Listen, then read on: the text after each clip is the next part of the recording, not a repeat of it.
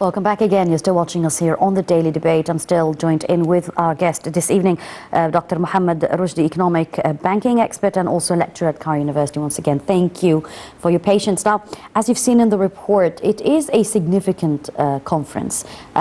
Let's talk about the different horizons for this conference and how do you preview it from a general perspective? Actually, I would like to start my interview with you that it gives me a pleasure and for all our audience and Egyptian citizens that Egypt returned back to play its crucial role in the region, especially in the Middle East. I believe that the main objective of this meeting actually to explore the key challenges and opportunities confronting current and future generation in Iraq and supporting Iraq ahead for early elections. Actually, one of the main focus of this conference is to continuation of the government's efforts to reduce the tension a little bit in the region and support the stability in Iraq. As you know, there is a great tension, especially in the MENA, in the Middle East, actually. This conference will play a vital role or crucial role to let back or release the tension in the region. Actually, one of the most important things that Culture Minister Hassan Nadim, the Iraq minister, said that the conference aimed to achieve two main objectives. The first one, which is the political objective, and the second one, which is the economic objective. Actually, for the political objective, it involves to de-escalate tension among the other countries in the region, which would help Iraq restore its stability, which positively reflect on the region. The economic one is to consolidate economic partnership among the conference. For that reason, many of countries, the neighborhoods and the most important countries which is play a vital role in the region, which like Egypt, France, many countries, Qatar, Iraq, Saudi Arabia, many countries attend this conference to focus a little bit to release attention in the region. Actually, the dialogue, I believe that the dialogue should contribute to continuing efforts to change Iraq role from being battleground, being a bridge of cooperation and partnership. In a nutshell, I would like to highlight that this stabilized Iraq can easily become a driver in stability region-wide. On the other side, other participants such as France, Jordan, and Egypt are primarily motivated by the economic part. As you know, economic benefits bring people together while political drive them apart. France eyes more lucrative projects in Iraq, particularly in the energy field, hoping to fill in the vacuum left by the departure of USA and the British companies. Egypt and Jordan look forward to trade and infrastructure deals. I believe this is, in a nutshell, the main objective for the conference is to release the tension in the region and to focus on the economic part. As you've correctly mentioned a number of valid points, but let me start from the end of what you said. And to release the political tensions, there should be an economic drive and a common ground between these various parties that are involved, whether in the political realm or even on the economic perspective. And that's why these certain countries that have participated, they have a vital role to play in Iraq in the upcoming period. Let's talk more about this economic vacuum that is in Iraq, a country that is very rich in resources, human resources, great land and strategic location. What can these countries, at least the ones that have participated in this cooperation conference, do to help Iraq rise up again to the surface as it was previously at some point 20 years ago or more? Actually, Iraq, if Iraq returned back to its position and there's a stability, will reflect on the region. Actually, they are putting Egypt, what happened in Egypt, Role model. as a role model, yes, as a role model. Let me take you through what we did and what they would like to do. I believe, in my humble opinion, one of the famous quote for one of the famous strategic planning scientists, which is called Henry Mintzberg. He said that it is easy to plan, but it is difficult to implement. Actually, the challenge here is in terms of implementation. And this is what happened here in Egypt. Currently, we are bearing the fruits in many fields, in the economic fields, in the legal field, in the energy, infrastructure, and the health care, many things that positively reflected on the country. They are trying, as you said, actually, they are trying to put what happened here in Egypt as a role model to repeat it in a different way and customize it. And let me take you through what's happened here, which is they are trying to focus to do something a little bit more or less like what happened here. Especially they are planning to start with the economic reform. And what we did here in the economic reform, the first one of the bravest decision that happened, which is the de-evaluation.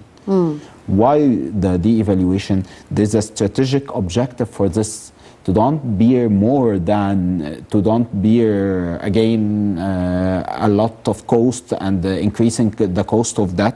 Actually, I believe, in my humble opinion, that this is the bravest decision. It help to decrease the inflation, and actually there's a high inflation in Iraq, and absorb the liquidity in the market. As you know, here in Egypt, the inflation, which reached to 36% after the devaluation directly, currently the inflation reached to 5%. This is one of the most important things, which is they are trying to absorb the liquidity in Iraq to decrease the inflation a little bit. Actually, one of the most, which is help in decreasing the cost of debt. Our cost of debt, which reached to more than 20% of our GDP growth. You could imagine what happened? And this is the same scenario which is in Iraq, in addition to the political instability. One of the most important things that the government, to decrease the costs of debt, they did the inverted yield curve.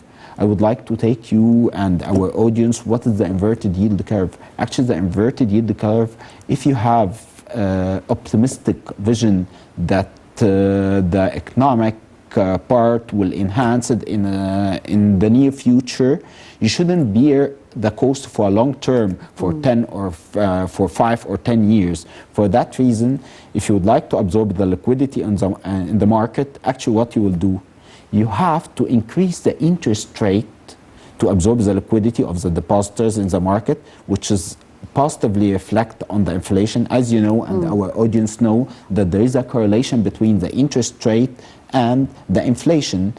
If the inflation increased, the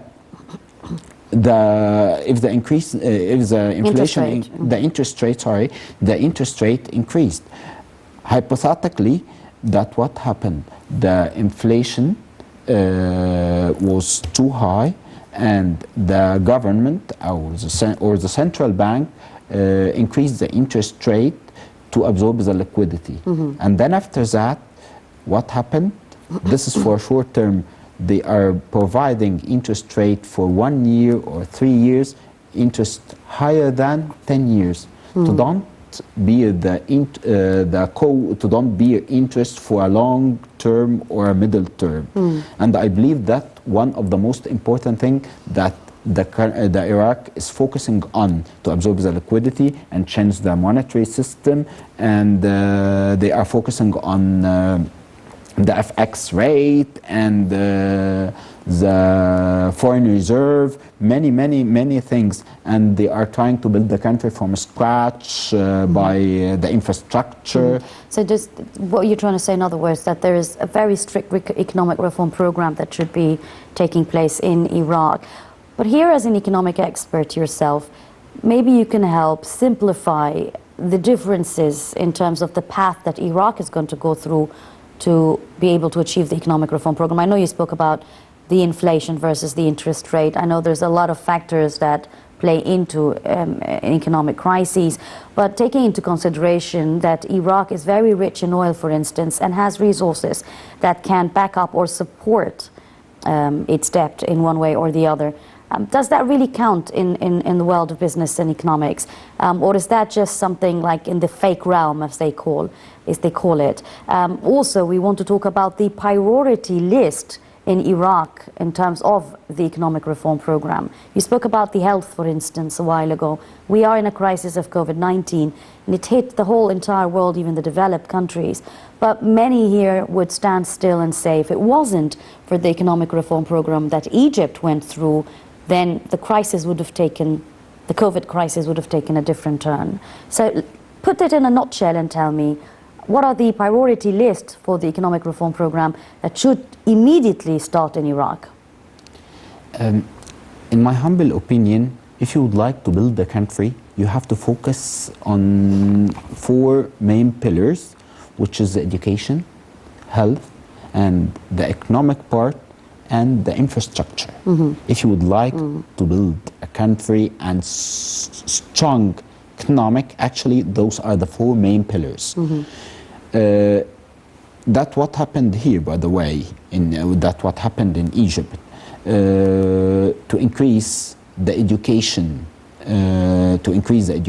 budget, and that's what we did. In the second term of the presidency in specific. Yeah. The health and the education were the main priorities. Yes, as far as I recall, concerning the education part, the budget, the education and scientific research budget jumped from 40 billion in 2015, as far as I recall, to reach 65 billion.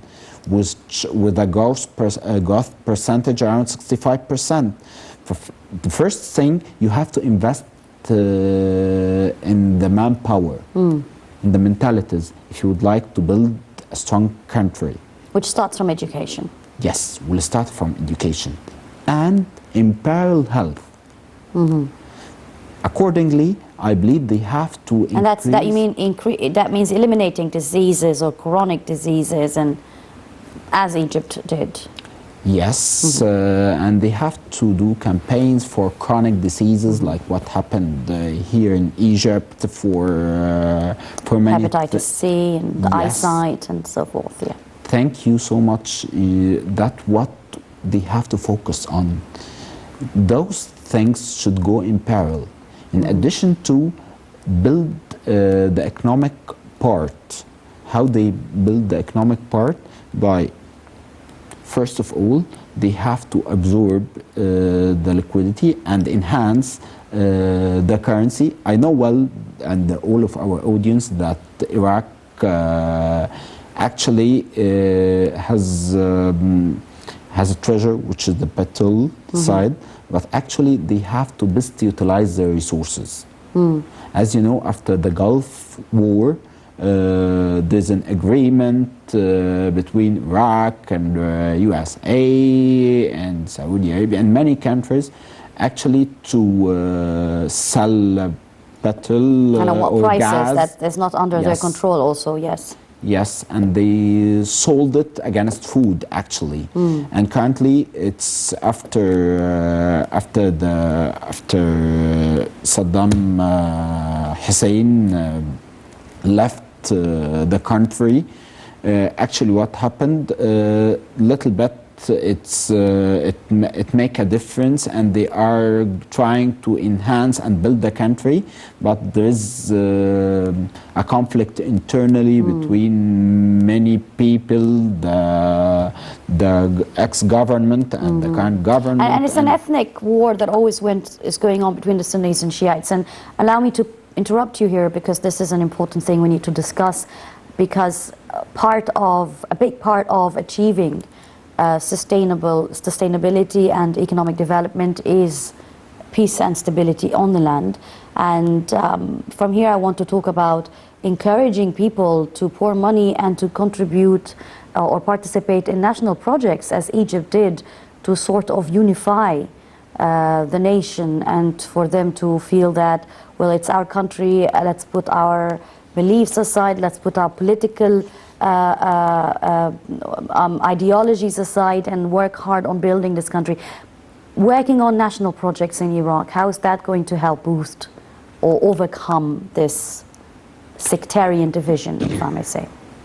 In my humble opinion, that focusing on national projects or mega projects for infrastructure, energy, and many things will help the country to be more stronger and have a solid and strong economic, actually. That's what happened here. I believe that it will decrease the unemployment rate, first of all, and will give people a chances to be more productive for the country. And when we worked here in Egypt on mega projects, and the economic wheel started to move in a dynamic way, actually the unemployment rate in 2013, as far as I recall, reached to 13.4% actually. Currently it decreased to reach 7.4%. Just less than half. Yes, almost half, almost 30% decrease.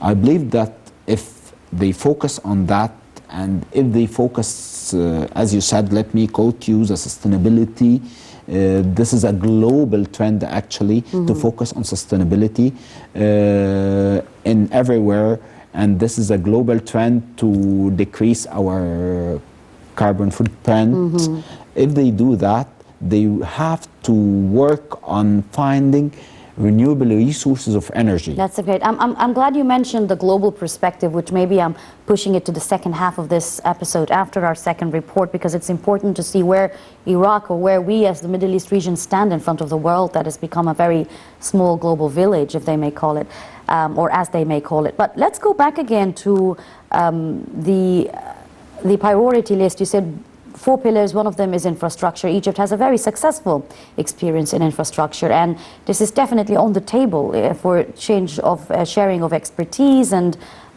even companies that would move into Iraq to help in the infrastructure process. I want to know about the Egyptian benefit from this kind of cooperation. How does this kind of cooperation in infrastructure in Iraq pour into the Egyptian economy, one way or the other? Actually, Egypt and Jordan look forward to trade and infrastructure deals. As you know, and our audience, in 90s, as far as I recall, after the Gulf War, actually, what happened? Egypt and many countries turned back to create, to build the country, to design the new country, the infrastructure, the electricity, everything, the water, everything they did. Accordingly, they benefit from this strategic partnership or alliance, and those, by the way, this created employment opportunity for the Egyptian citizen, in addition to the transfers that happened from the workers there to Egypt. The foreign reserves you're talking about, yes. Actually, it's not the foreign reserves, it's reflected. I do agree with you that it's reflected on the foreign reserve, by the way. But what happened that the labors or the manpower that worked in Kuwait or the Gulf area during re-innovate or building the Gulf area, they transferred their income or salaries in a foreign currency to their mother country. Of course, that's what happens, yes. And this is, as you said, Pours into, yes, reflected yeah. on their foreign reserve. And this is let us our currency more strong and stable. Not also that, I think it also helps in the real estate, because usually when you go save, apart from transferring money, you also want to ensure that you and your family members have real estates, and that also keeps the economic cycle going on.